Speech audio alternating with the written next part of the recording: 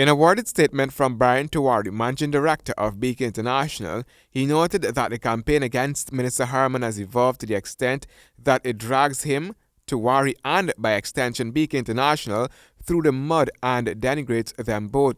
Tiwarie was appointed business advisor to the Minister of State Joseph Harman earlier this year by Harman himself.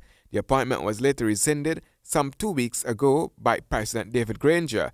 Tiwarie suggesting that in the interest of fairness, the President should revoke all of the other advisors appointed by other ministers, including the Prime Minister. On Monday, the President was pressed on the disclosures made by Tiwarie.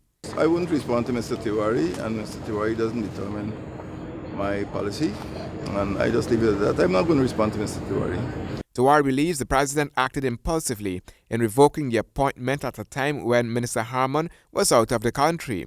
Beacon International has made it clear that support towards the government will continue, as in the recent Durban Park development project. Tiwarie also acknowledged that he and the minister travelled together, but each had their own business to transact, and finds absolutely nothing wrong with that.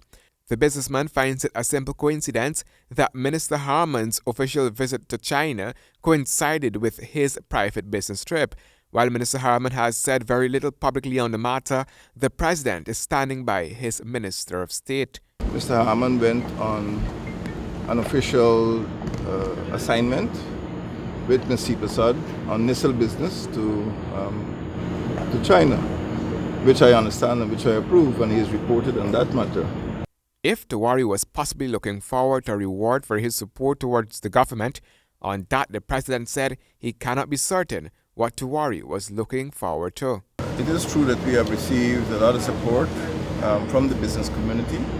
As you know, we have launched the 5Bs initiative. All of those buses have been donated by members of the business community. A lot of bicycles have been donated by members of the business community.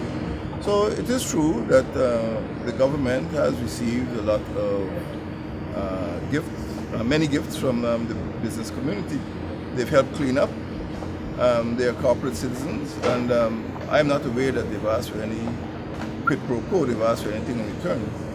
The President also denied that the APNU-AFC political campaign received a huge financial gift from Tiwarie last year. Handel Duncan, HGP Nightly News.